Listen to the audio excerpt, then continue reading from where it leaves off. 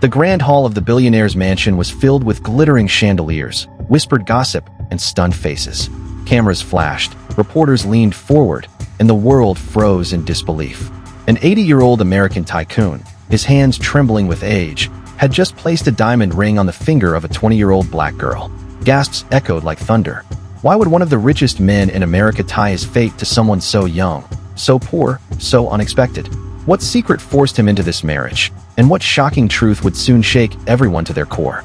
The billionaire's name was Charles Whitmore, a man whose fortune had been built over 6 decades in oil, real estate, and banking. Once known for his ruthless deals and his ability to crush competitors with a single phone call, Charles was now frail, his hair snow-white, his back slightly hunched, his face a canvas of wrinkles carved by time. But his presence was still commanding, and his name alone carried weight across America. The young woman standing beside him was Alina Brown. Just 20 years old, she was the daughter of a poor housekeeper from Atlanta. She had no riches, no legacy, no powerful family name. Her only adornment, aside from the glittering diamond now on her finger, was her quiet strength and a pair of eyes that held both fear and determination. She stood in her simple pink dress among people dressed in designer gowns and suits worth more than her mother's yearly wages. The crowd murmured with disdain. "It must be the money," someone whispered. "He's gone senile," another scoffed. "She tricked him." Reporters scribbled, cameras rolled, and the story spread like wildfire. The richest man in America marries a girl 60 years younger than him. But the truth, hidden beneath the surface, was far darker and far more complicated. Charles Whitmore wasn't a man who did anything without reason. He didn't donate to charities unless it gave him influence. He didn't invest unless he was guaranteed profit. And he certainly wouldn't marry a 20-year-old girl unless something had forced him into it. 2 weeks before the wedding, Charles had received a letter. The handwriting was unfamiliar, but the contents shook him to his very core. "Mr. Whitmore, you think you are untouchable, but I know the truth about what you did 40 years ago. If the world finds out, your empire will crumble, your legacy will be destroyed, and your name will be cursed. You have one choice: marry Alina Brown and secure her future, or I will make sure your past destroys you." The letter was unsigned, but attached was a single black and white photograph, a young Charles Whitmore standing beside a black woman holding a baby. Charles's heart had nearly stopped when he saw it. He recognized the woman instantly. Her name was Gloria Brown. She had been a maid in one of his hotels decades ago. And the baby? The baby was Alina's mother. Charles had thought the secret buried forever. Gloria had died in poverty, and Charles had turned his back on her when she became pregnant. He had dismissed her claims, called her a liar, and used his wealth to silence anyone who asked questions. But someone, somehow, had found the proof, and now, Alina, Gloria's granddaughter, stood as the living evidence of his sins. Charles's lawyers had begged him to ignore the blackmail. "No one will believe them," they said. But Charles knew better. The world had changed. Scandals spread like fire in dry grass. His billion-dollar empire could collapse overnight if his enemies got hold of this. So Charles made his choice. He would marry Alina. He would tie his wealth and his name to hers, making it look as if his decision was out of generosity or eccentricity. But deep down, he knew this was no marriage of love. It was a marriage of desperation, a marriage built on lies. As he slid the ring onto her finger, Alina's hands shook. Not because she loved him, but because she hated him. She had grown up hearing the story of her grandmother, the maid who had been abandoned by a powerful man. She had seen her own mother struggle in poverty, while Charles Whitmore's empire grew larger and larger. And now, the irony was cruel. The same man who had destroyed her grandmother's life was being forced to marry her. When the priest declared them husband and wife, the applause was polite but hollow. Charles forced a smile for the cameras. Alina's lips curved slightly, but her eyes burned with something much deeper: vengeance. The world saw a shocking marriage.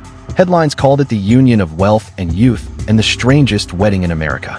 Talk shows debated whether Alina was a gold digger or a victim. But behind the closed doors of Whitmore Mansion, the truth played out in a much darker way. On their first night, Charles confronted her. His voice, though weak, carried rage. "You think you've trapped me, don't you?" he spat. "You and whoever's behind this.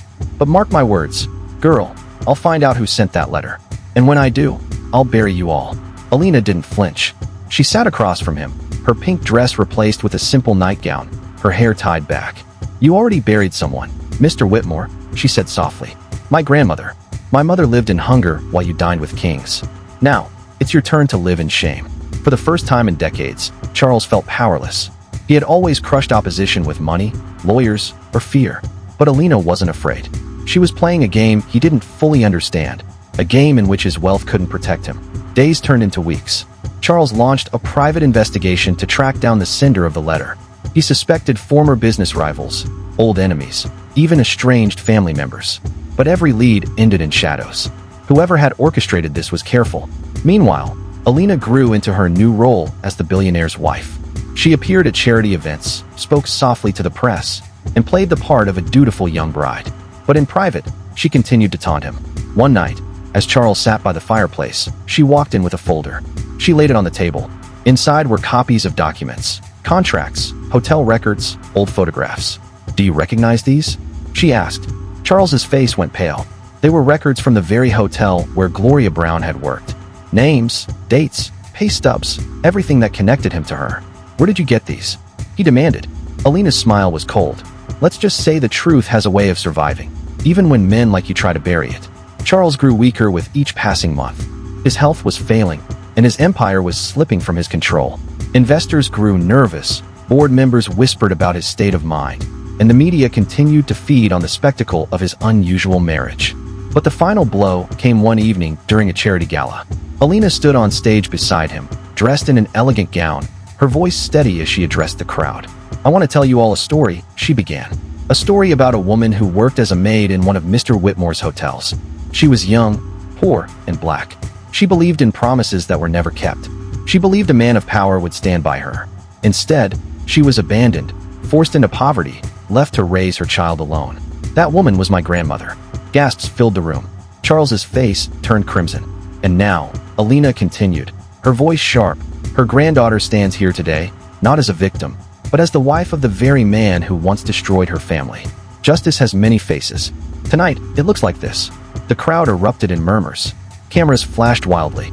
Charles tried to stand, his voice trembling with rage.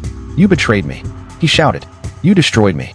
Alina looked at him, her expression calm. "No, Mr. Whitmore. You destroyed yourself 40 years ago. Tonight, the world just learns the truth."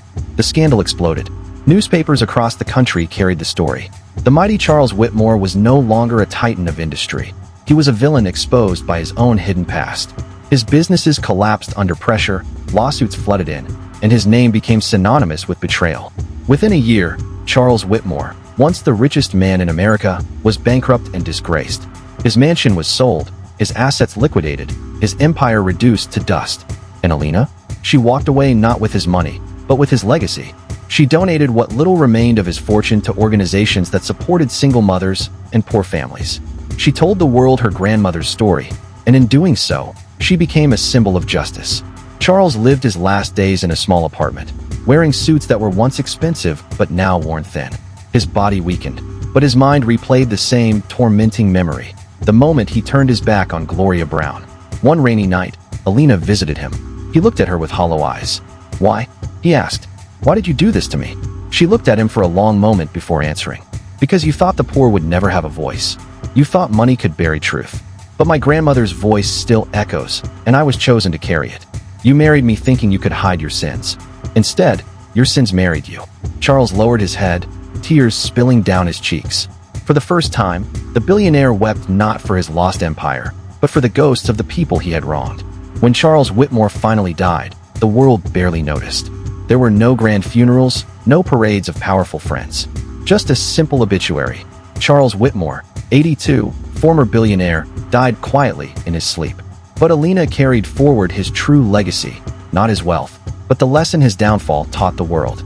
She stood on stages, wrote books, and spoke to crowds, reminding them that power without compassion is fragile, and lies will always find their way back to the surface.